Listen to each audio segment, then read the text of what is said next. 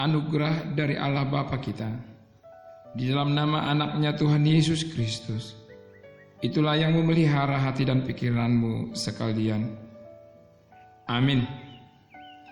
Renungan Selasa 13 April 2021. Amsal 5 ayat 1.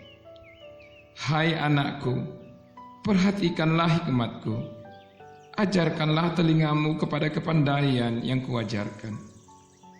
Ale anaha, saya parati-ati homma habisuhun na wajarhuni, tare homma pinggolmu tumangiho poda sianahun.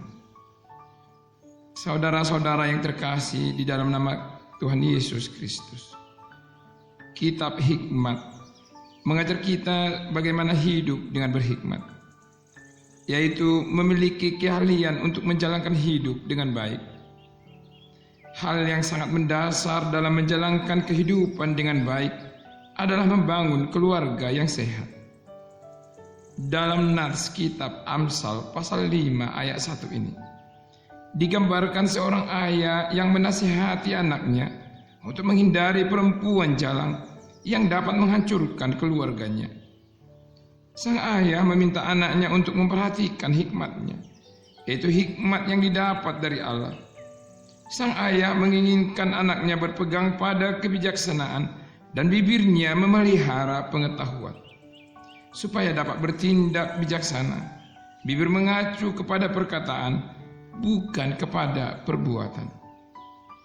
Seks, uang, dan kuasa itu bukanlah dosa, tetapi ketiganya memiliki kesanggupan atau potensi yang luar biasa untuk mengobarkan nafsu dalam diri manusia. Bak singa jantan, nafsu adalah kekuatan yang bersemayam dalam diri kita.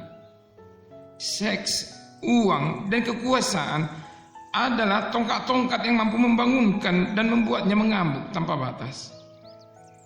Firman hari ini dalam Amsal pasal 5 ayat 1 ini mengingatkan kita, khususnya orang muda dan pasangan suami istri, jangan terjebak kepada pengalaman-pengalaman seksual murahan. Jangan diselubungi hawa nafsu tak terkendali. Jika hawa nafsu tak terkendali, akibatnya kehidupan menjadi pahit, masa depan keluarga jadi berantakan, kehormatan tercabik-cabik. Oleh karena itu, saudara-saudaraku, arahkanlah dan isilah hidupmu dengan semangat, gairah hidup secara bijak dan selaras firman, dan selaras juga dengan hikmat Tuhan. Kita berdoa agar Tuhan menganugerahkan hikmatnya, sehingga kita membina keluarga yang kudus dan bahagia. Amin. Selamat beraktivitas. Tuhan Yesus menyertai saudara-saudara.